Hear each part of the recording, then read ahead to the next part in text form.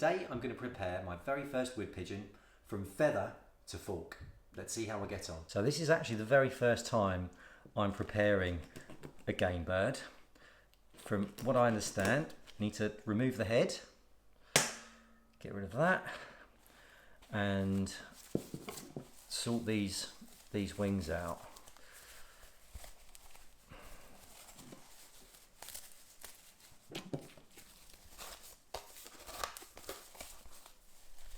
There's a joint in here somewhere.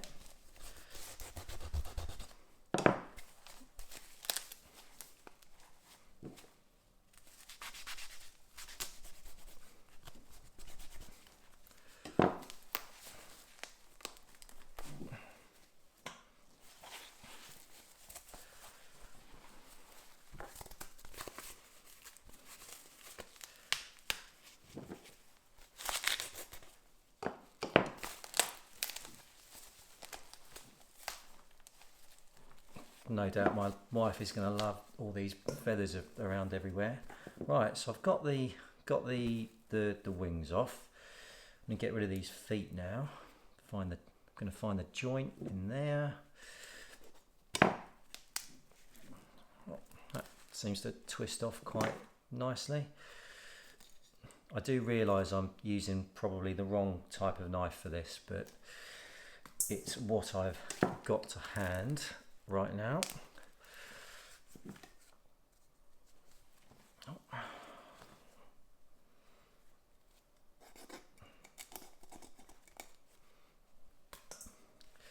Right, so that's them. I'm going to start plucking now. I've never plucked a bird before, so let's see how I get on with this. This pigeon was actually gifted to me yesterday. It's come from a local farm.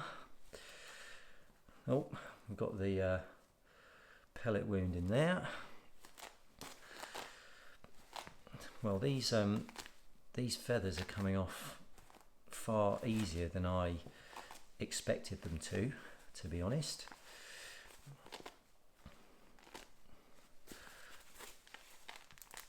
Oh, I think. Oh, well, didn't expect that to come out quite so easily.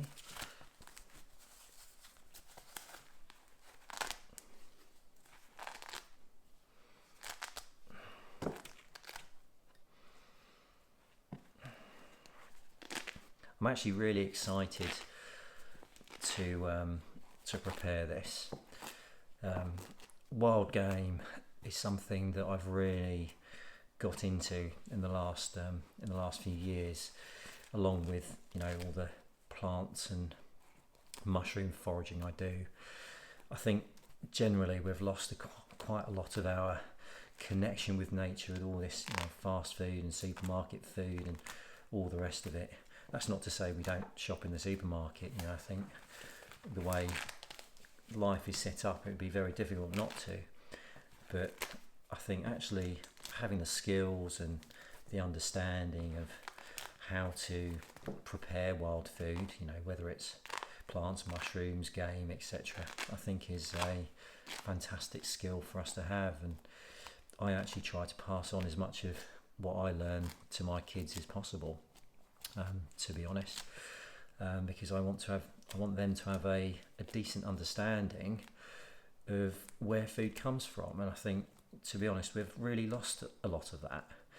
It's not something many people have the skill or the knowledge to do, and unfortunately many people will shy away from it as well, which I think is a real shame.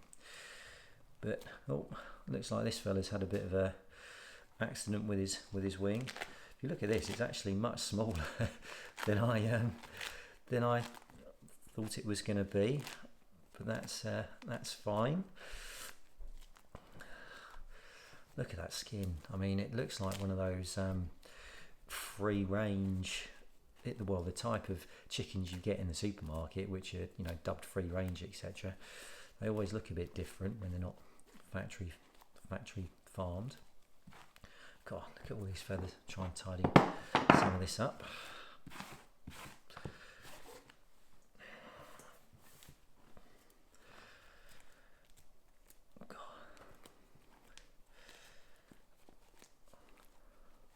Getting there slowly.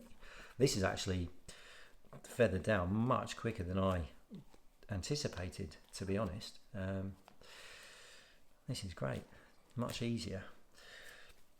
I'm sure I've still got a chance to fluff it before this is out.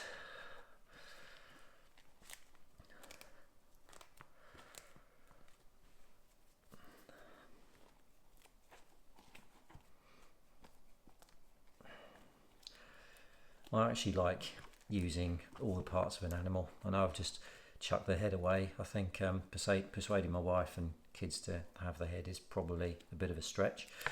But we always use, given the opportunity, the livers and liver, kidneys, heart, and all the rest of it.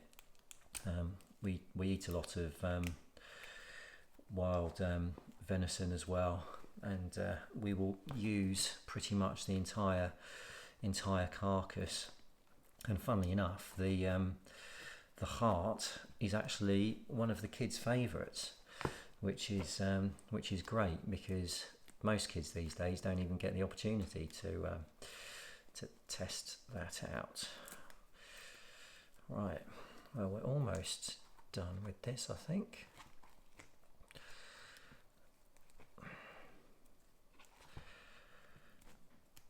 Look at that. Beautiful wild game. It's actually been a long time since I've even had any.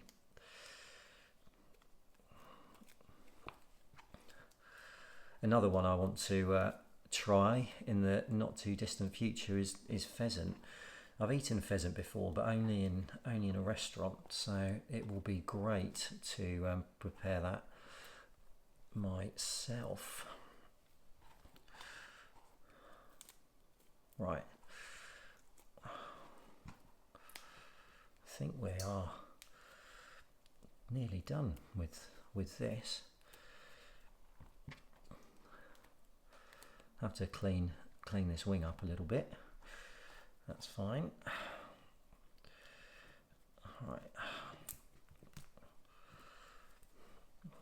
Right now.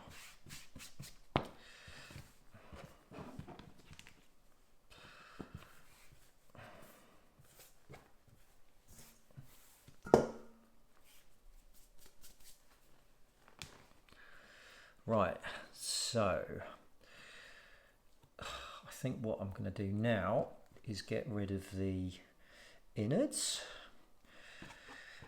and take a look at them.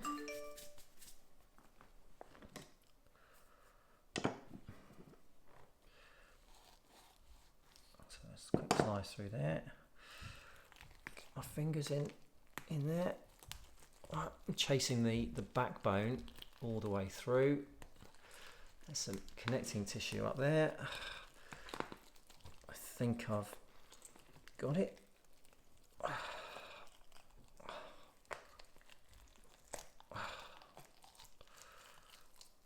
There we go.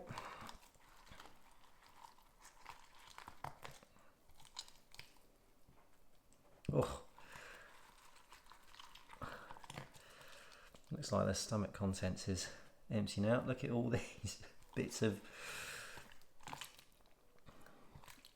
corn. I think that is that corn? Some kind of grain.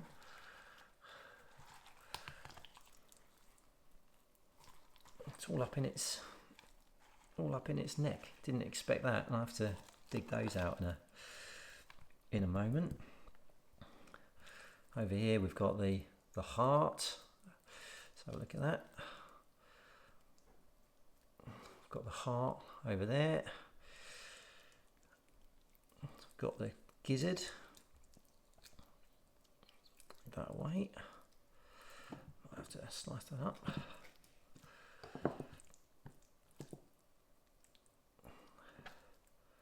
Right, we've got the lungs over there, I think. Looks like the liver's been somewhat smashed up. so put that aside. Tell you what, let's have a look at what this thing's been eating.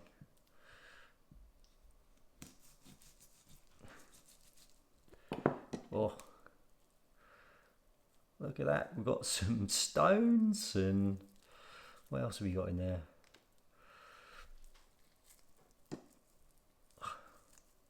Look at that. I have no idea what that is. Looks like some sort of corn or wheat or something, and a load of stones. Right, I think I'm just going to wash my fingers up quickly. Back with dry hands. Let's loosen this. Oh. See what's going on with here. Oh, we've got the windpipe over there. Is that? Oh God, look at all of this. Oh wow! Yeah, I did not expect this, to be honest. Look at all of these.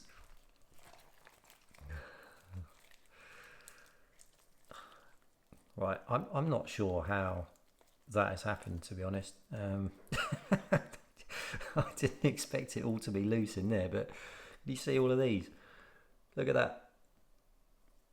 It's certainly not been fed on McDonald's, has it? Or bits of kebab or whatever they pick up in the city. Right. Right, I'm going to give this a bit of a wash up and see what it turns out like. I actually had 3 other birds to prepare as well, so here they are. I have to say I'm pretty happy how these are looking so far. I've decided to keep it pretty simple with regards to cooking. I'm going to go for a roast. I'm not entirely sure how long to roast them for. I've read that you want to keep it pink, but I'm pretty sure if I serve up 4 bloody birds to the family, they're not going to go down too well. So I'm not sure exactly how long I'm going to do it for. I'm going to go for 20 minutes at 200 in a fan assisted oven and see how I go. But before I do that, I'm going to give them a bit of a salt.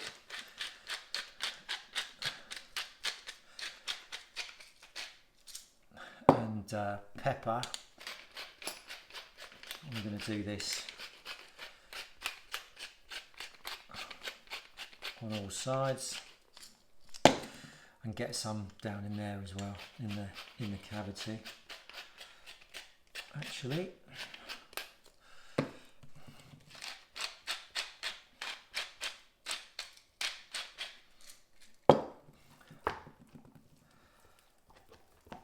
so I'm going to do that on both sides, and then I am going to cover them with olive oil as well. We've got a couple of dairy allergies in the family, so we can't use butter, unfortunately. Just going to have to make do, but I'm sure it'll turn out great anyway.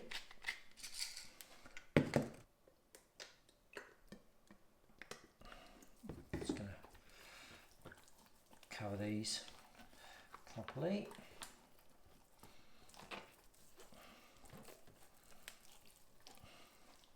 And I'm also going to stick a clove of garlic, a bit crushed, into each cavity, as you can see here.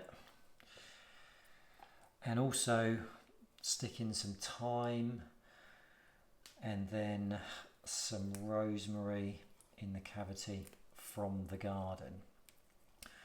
So hopefully, and there's the rosemary there, and hopefully this will turn out just right. So I'm going to preheat the oven to 200 and then see how we go.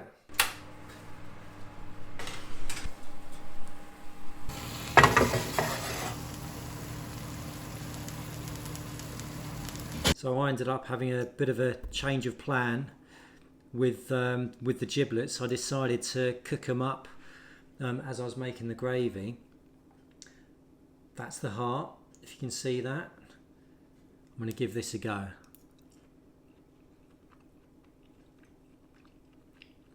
Wow, that is really tender. You see that? That's still a little bit pink inside. That is actually delicious. I would highly recommend you keeping hold of them. I've got the gizzards here as well. Let's have a look.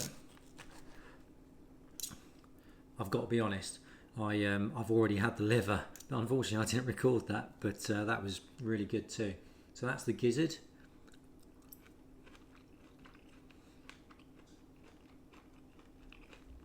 Wow, that's pretty tender as well. I did remove the membrane, but this is still quite tough in there. But this part here, wow, that's really nice. So this is the moment of truth. I have to be honest, I'm a little bit nervous, but let's see how this has turned out.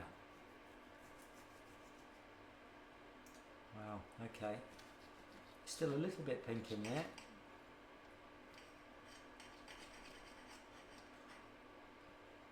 Let's give it a go.